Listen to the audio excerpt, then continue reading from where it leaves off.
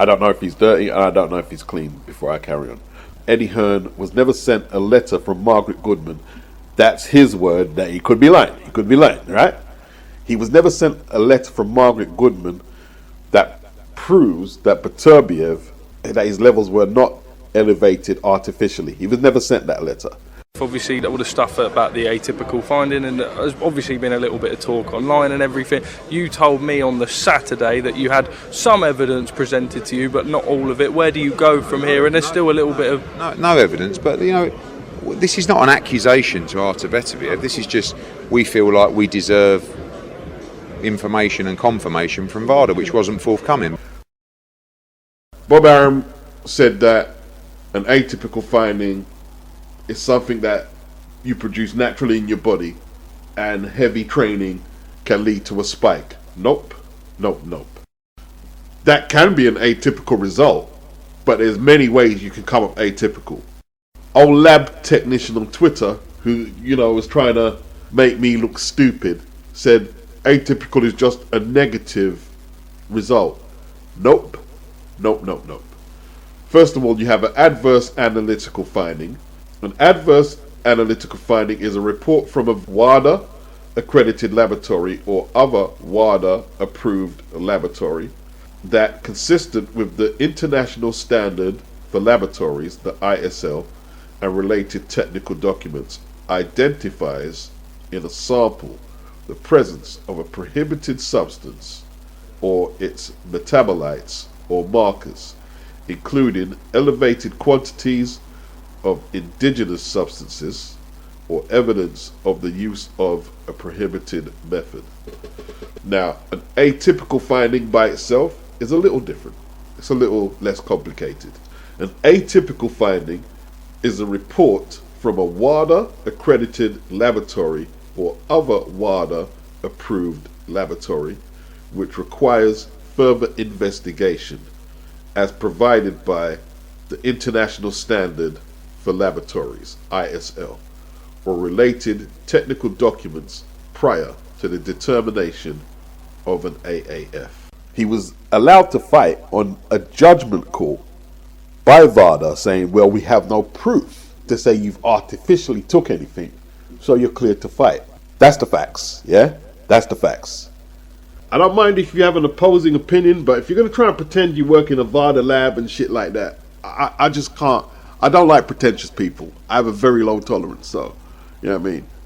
I don't know if he's dirty or not.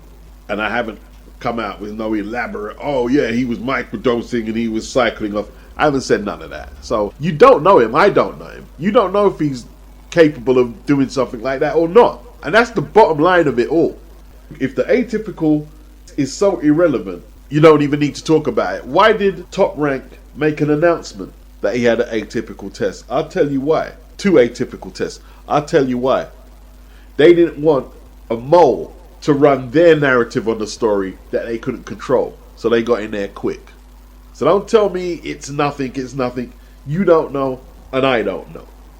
No hero worship. As far as VADA was concerned, he was clean, ready to fight. That's fair enough. Like I said, I haven't said he's dirty. I haven't said he's clean. I haven't come out here pretending I'm a PhD scientist. He was microdosing. He was cycling off. I haven't did that. I haven't said he was dirty.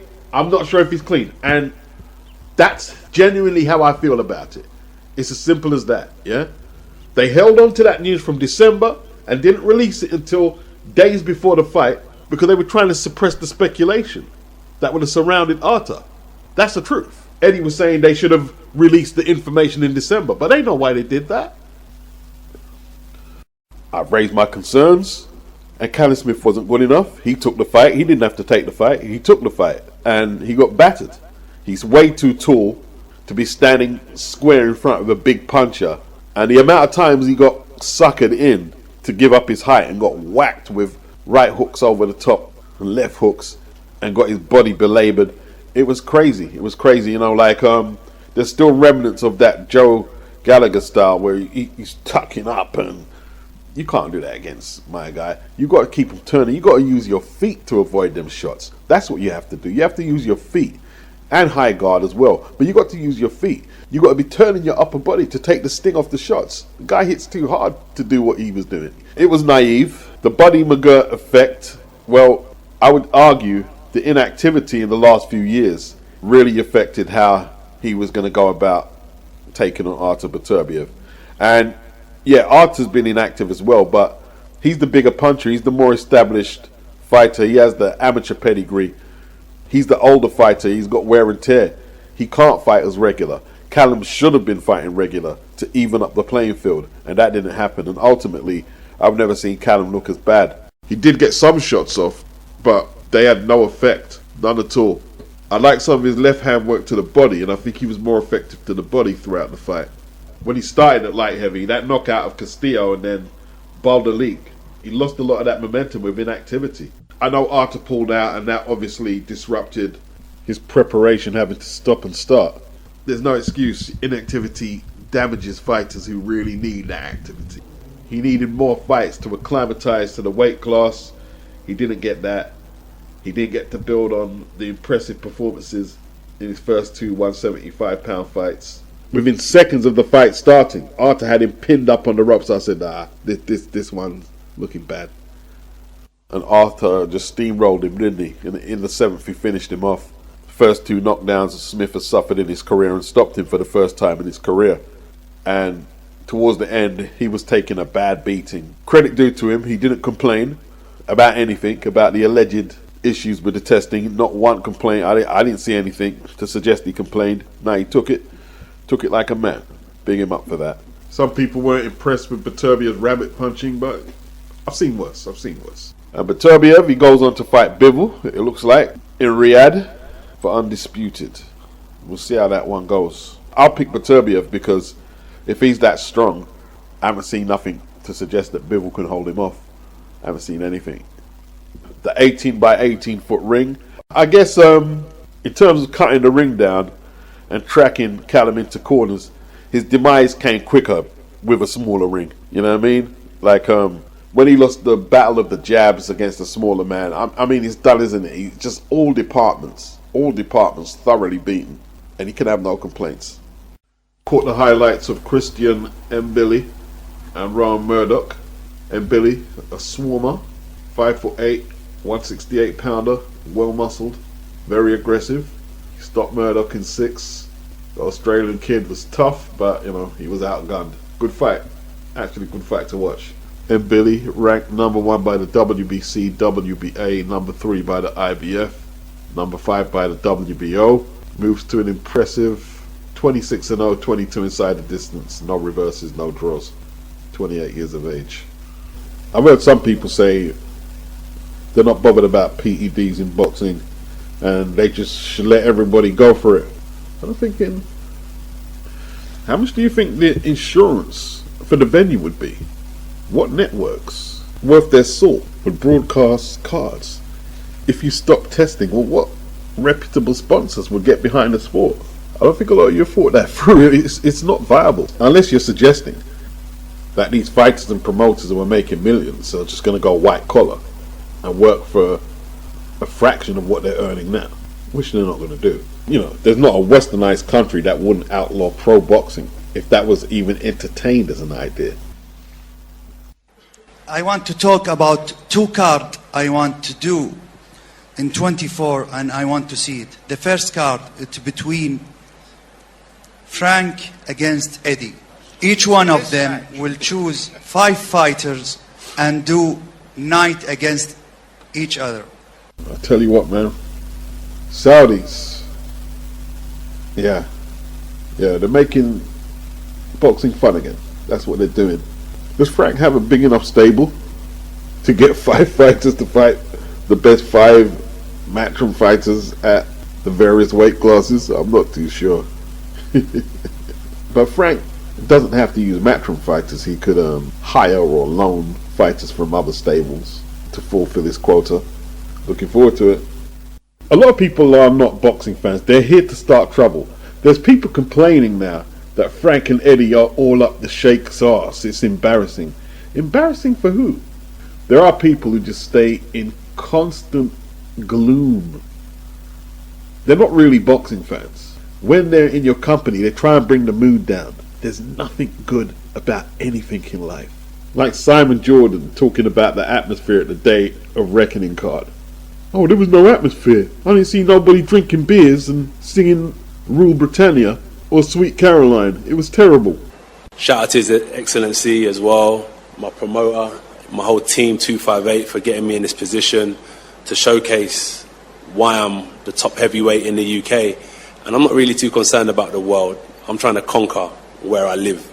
I just want to conquer it and make everyone know that I'm the one who puts boxing on the map. Top heavyweight in the UK.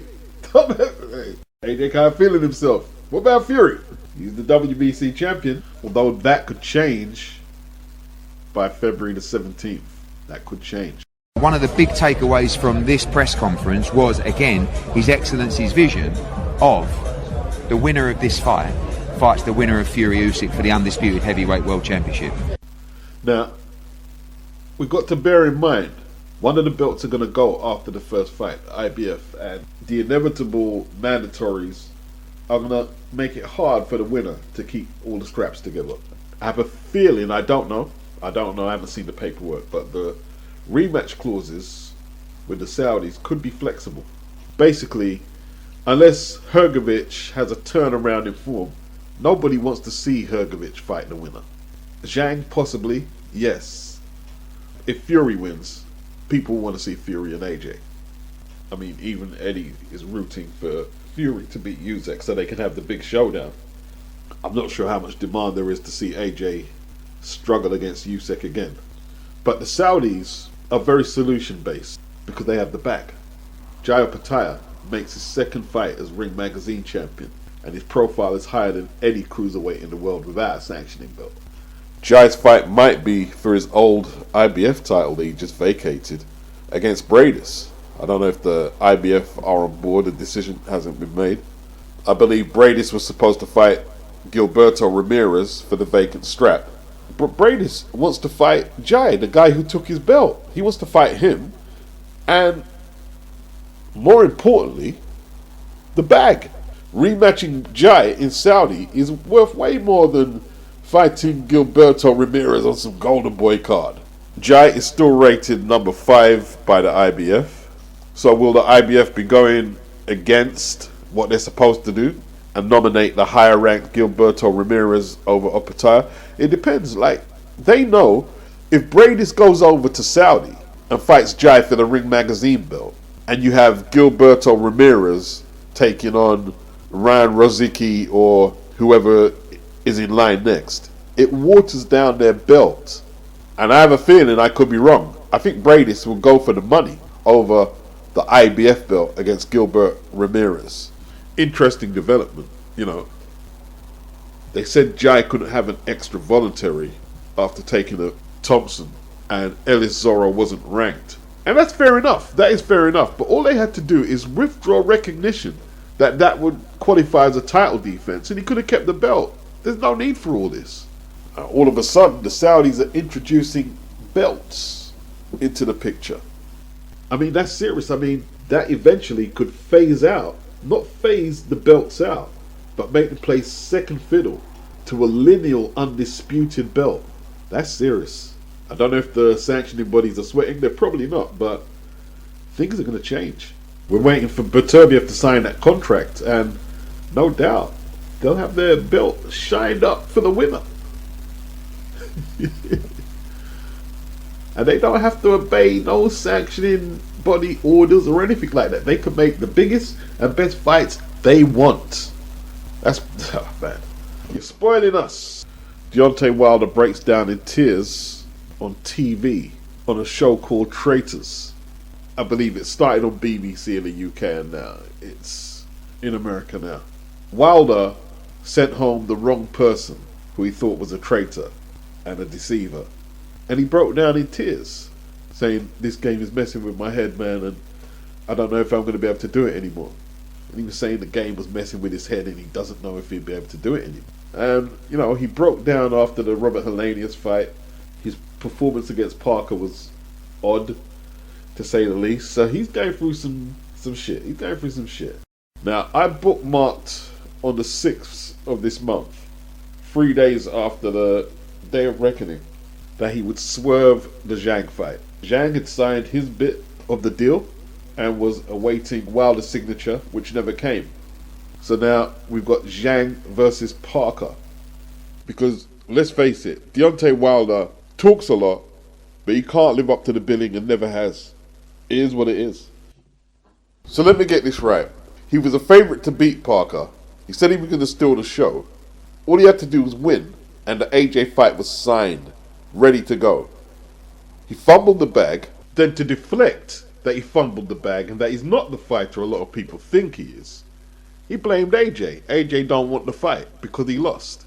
He didn't want to rematch Parker. Didn't even mention rematching Parker. He just wanted to get to the Joshua bag, the big fight, when he fumbled the big fight. Then he was offered Zhang, and he ducked that as well. But he's just getting exposed for who he is as a fighter. You know, a lot of us knew the real deal about Deontay Wilder long time ago. A lot of people are in denial, and they'll stay in denial. They'll say I'm a hater, but a detailed research into his career will prove that he's a serial ducker, never unified a belt. His best win is Luis Ortiz. His best two opponents, Joseph Parker and Tyson Fury, got the better of him.